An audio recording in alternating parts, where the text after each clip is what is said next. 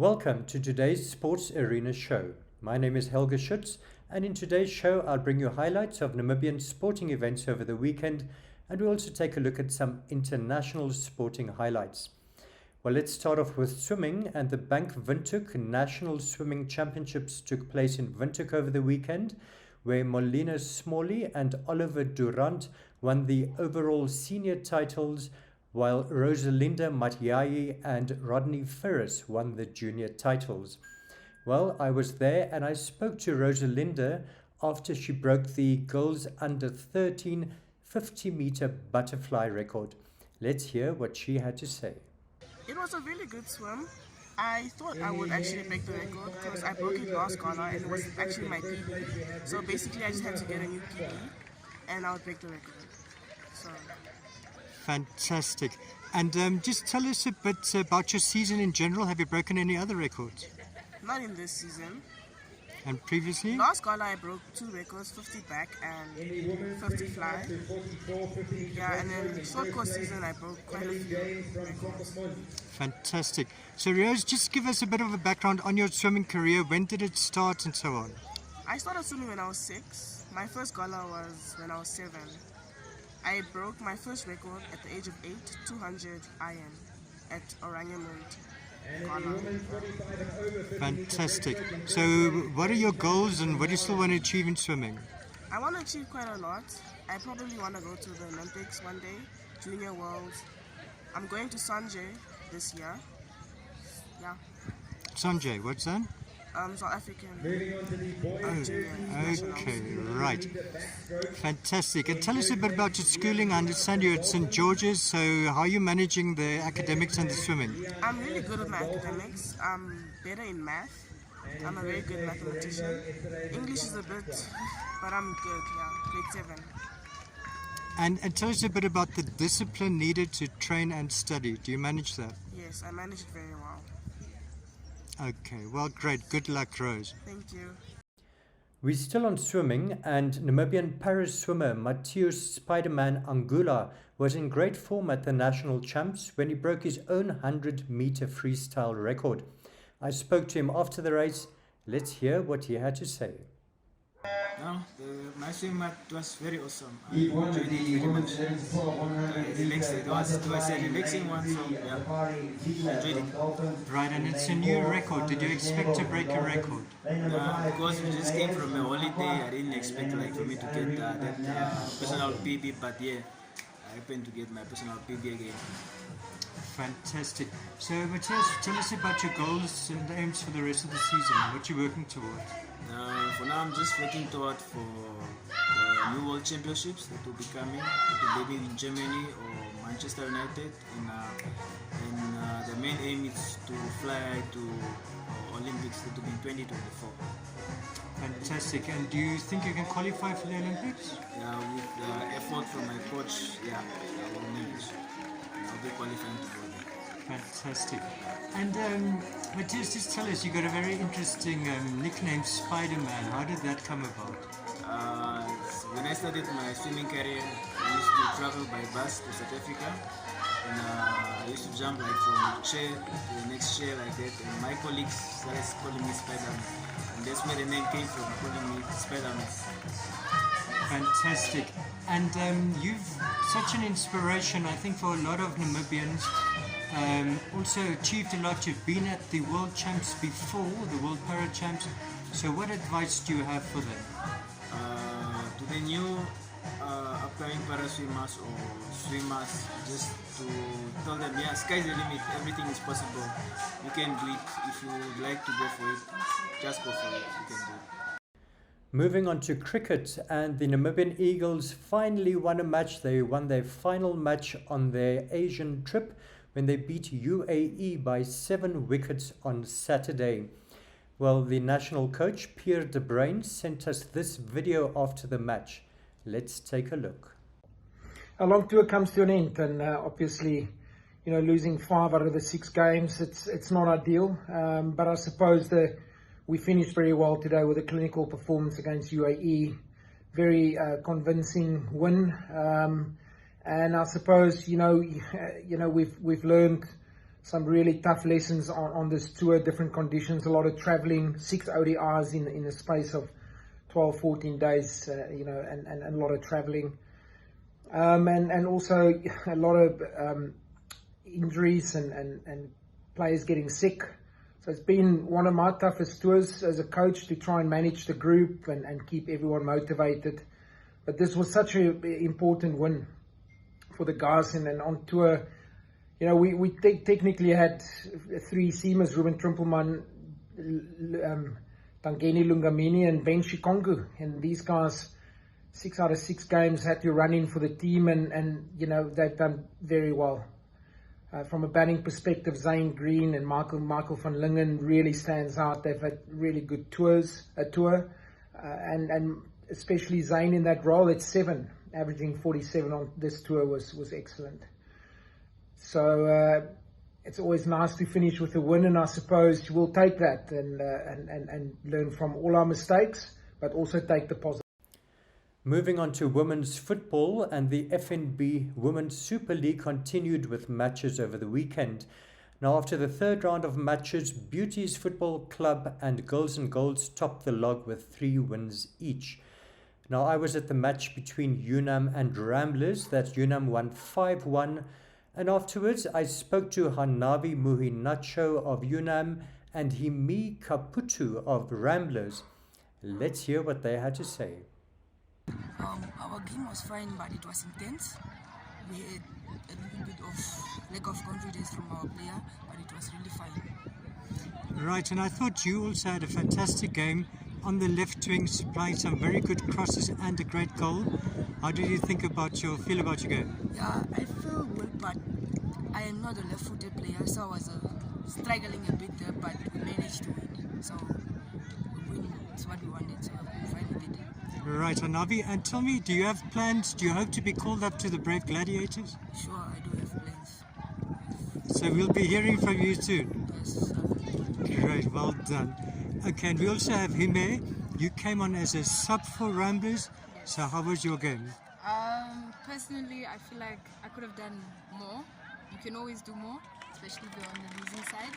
But I feel like we injected, the substitutes injected the energy that we were kind of lacking, and I think we had a better second half than our first half for sure. Right, now lost, and also last weekend you also lost up in the north to Ankutiva. Yes. So how do you feel about the start overall then? I feel like any good team sometimes has a rocky start in the beginning of the season of the league, but top teams manage to make comebacks, so I feel like we are able to do the same. So I believe in our team, believe in our coaching staff, and definitely looking forward to the games coming up. Let's take a look at some futsal news, and the Express Credit Namibian Futsal League continued with matches over the weekend. Now, in the Men's Premier League, it looks like Patriots are the favourites to win the title. They've got a 5-point lead over the chasing pack with only 3 matches remaining. Well, I was at the match between the Mavericks and Ballers. The Mavericks won that one 7-3. That was actually quite an upset for Ballers because they also in with a chance of winning the league. After the match, I spoke to Martin Nankela of the Mavericks and Donald Modise of Ballers. Let's hear what they had to say. Perfect game. We started the season off slowly, but we're catching momentum.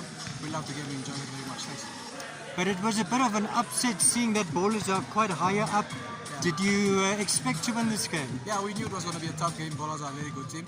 So we had to be on our A game to match them. And yeah, thank God we beat them. Yeah. Great. And tell us a bit about how's your season gone? We started the season very, very slowly. Lost a few games, but we are on 7 games unbeaten now. We're on a good streak, so we are looking to keep that going. Yeah. Great. And just in general, what does this futsal league mean to you and your teammates? And it's a good game. It's just socially as well. It's keeping the boys off the street. We love football, so yeah, it's a good game. Keep us fit, and yeah, we love the game. Great. Thank you very much. Right. We also have Donald Modise, captain of Ballers. So how was the game for you, Donald? It was a tough game. We gave it our all. At the end of the day, Mavericks won. We have to give it to them. They came for us, and if you're on top, people are going to come for you. And we just need to go back to the drawing board and practice more and come back better. Right, you're right. You were actually third on the log before. Do you think you still have a chance of maybe winning the title? I mean, there's always a chance in football. You just have to believe and get the momentum back again. I mean, we have been on a run and Mavericks took that away from us, and we just need to go back and come back stronger. Moving on to cycling, and Olivia Shililifa has made a big impact in Namibian cycling since taking the sport up seriously about 4 years ago. Last year, she competed in Europe when she raced for the Canyon SRAM Generation team, and this year she won the Under-23 title at the National Championships that was in January. Well, I spoke to Olivia, who tells us more about how her cycling career started. It started when I was really way young. My uncle introduced me to cycling. I did the first cycle classic. I can't really recall what year that was. I think 2009. But then eventually I grew and I came to pay. I realized that I wanted to do the sport, fell in love with the sport, and started doing the sport in 2019, where I decided that I think I really want to pursue cycling and become a professional cyclist. That's right, PAY, the Physically Active Youth Cycling Organization. So tell us more about that. You joined them, and then how did it go from there? And I understand you also got your coach over there. Yes, so Physical Active Youth is an afternoon school program, and it just caters with sports also included. And I fell in love with the cycling, and I decided why not. If they help me with the whole cycling, with my uncle being the officer development coach, and then also finding my coach, Mr. Jaffa Damukushu. Right, and that was 2019. So since then you became hooked, right? And how has your progress been since then? I think it has been very adventurous and really challenging. It's something that gave me confidence along the years, because it was always, I'm someone that loves challenging myself, and cycling gave me the platform to always challenge myself, fell in love with the sport, and yeah, everything just fell into place after that. Well, still on Olivia, and she also tells us more about her fantastic race at the National Champs last month when she won the Under-23 title after beating Monique du Plessis by only 6 seconds. Let's take a look. It has been a massive progress from my side. I can say, being the second junior, I went to getting the national jersey in the Under-23, my first year of being Under-23, and then second, that was 2022, if I'm not mistaken, coming second also Under-23s, and then in the last, which is this year, winning the national jersey, which is very big for me, and it meant a lot to me. That's right, I was there when you won. You let out a whoop of delight. So tell us about that race and how you felt winning that one. I didn't really have the best race on Friday with the time trial. I panicked, and it was just, the legs were just not there. But coming to Sunday, it was more of allowing God to do His will and just listening to Him. That made it way easier, and listening to my coach, going according to the game plan.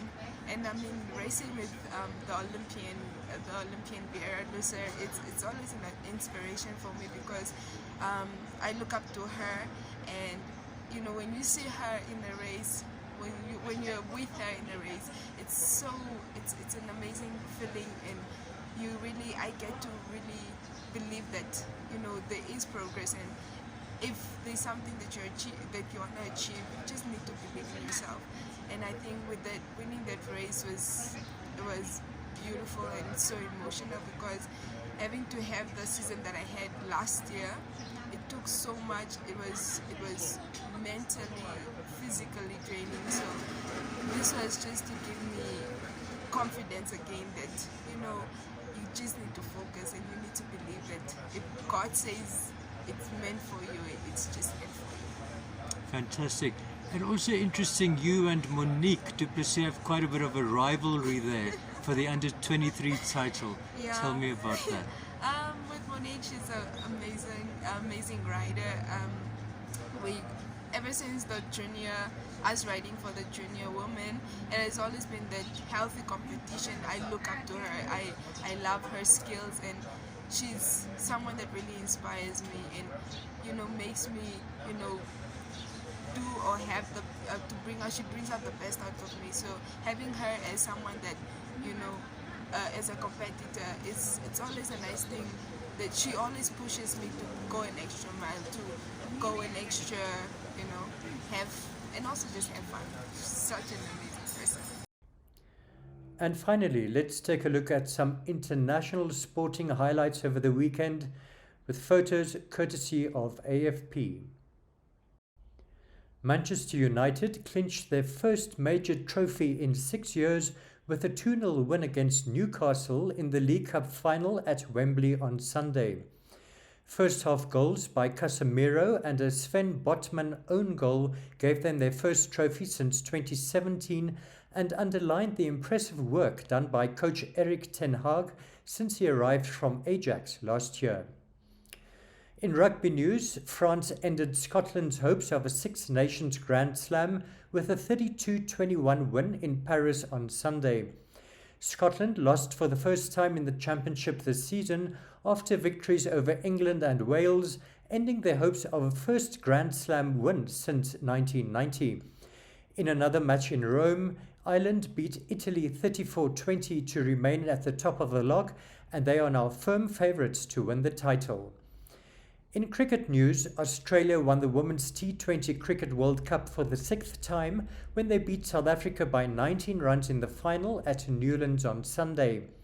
Beth Mooney scored 74 not out for Australia in their total of 156 for 6, while South Africa replied with 137 for 6, with Laura Wolfhard scoring 61. Well, that brings us to the end of today's show. I hope you enjoyed it.